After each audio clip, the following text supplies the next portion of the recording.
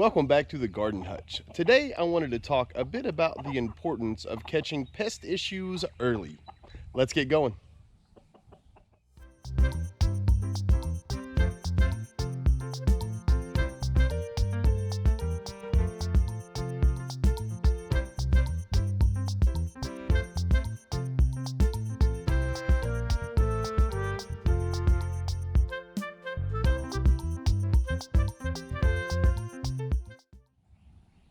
No matter where you live, you're going to have issues with pests in your gardens. So this year on the homestead, we did a lot of passive planting, meaning we put in companion plants and that sort of thing to try to discourage as many pests as possible. But here in Zone 7B, there is no escaping the bugs whenever they want to get in your garden. So today, I just wanted to take a minute and we're going to go through our approach to minimizing the impact that these pests can have on our food security. Finding pests early is incredibly important if we want to minimize the impact they have on production and our overall food security. So let's just take a second and look at a few things that are early indicators of a pest problem. This is a good example of something you'll find often in the garden. You can see these little spots here. Those are just droppings from insects. And if we just zoom out a little here, we can see that this flower has got these beetles all over it that are eating on the leaves. So as you're doing an inspection, you're not always going to still have the beetles on the leaves, but you can tell an infestation is coming just by this. And if you can catch it when there's just a few droppings on one plant, it'll prevent these from spreading to the rest of your garden. Another thing to keep an eye on whenever you come out to do your garden inspection are holes like these in your leaves where bugs have started to bite. Also some yellow tinge on the ends. That means that your leaves are going through some kind of trauma. It doesn't always necessarily mean that it's an infestation or a pest problem, but it's a good place to start. When I see this, the first thing I start doing is looking for eggs on the bottom side of the leaves. So before we move forward, I just wanted to impart the importance of inspecting your pollinators and your companion plants along the way. As we saw earlier, the pollinator was the plant that had the infestation. And that's really what you want, right? You want those companion plants and those pollinators, you want them to take the brunt of the pest damage throughout the course of the year. That improves your food security and the overall output of your plants. The reason I bring it up is it's so important to add those to your garden inspection. It's real easy, especially this time of year, to get caught up in making sure that our vegetables are taken care of.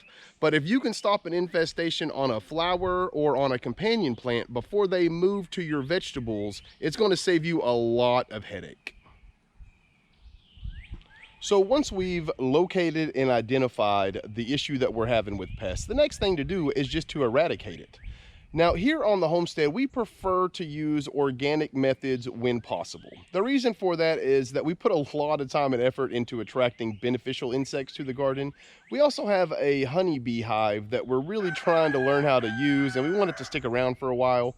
Now, I'm not one of those folks that are going to tell you how to take care of your garden. You do it how you and your family think are best. But for us, we do the organic method. So let's discuss how we treat these issues. We'll use our butternut squash for this example. What I like to do is I'll come through and I'll inspect all the leaves that have the holes in them, like such. And if you look underneath and there's no eggs on the bottom side of them, I will leave the leaves on for now. And you can see over there, there's a few yellow leaves that had quite a few bugs on them before we started acting. So if it's a larger infestation like the one on this was, I came out and there were, one day there was nothing, the next day it looks like there were squash bugs everywhere.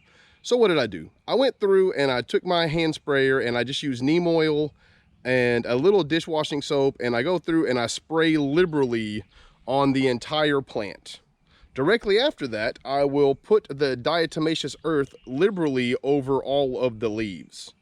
Now, I did this last evening, and I do it in the evening because the pollinators are no longer on our flowers at that point.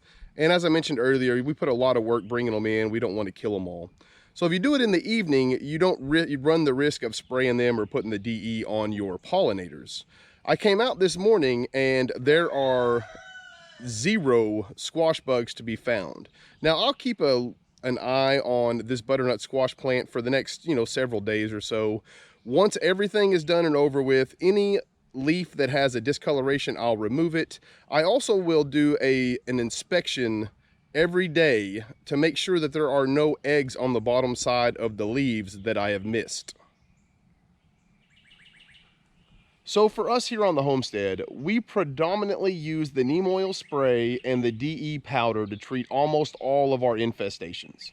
Of course, that doesn't mean that you have to, and I'm not here to tell you how to take care of your garden. I'm just here to help you through some of it. So in summation, do your garden inspection. Now we know what to look for. Look for the droppings of the insects, holes in your plants, discoloration of your leaves. Once you see those, then you can start to identify if you have eggs on there, and that'll kind of break it down for you quite a bit to let you know what the infestation is.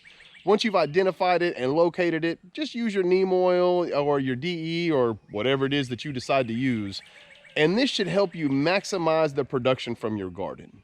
Now, I'll probably do a video later on in the summer if we get a large infestation to kind of let you know the way we handle those as well.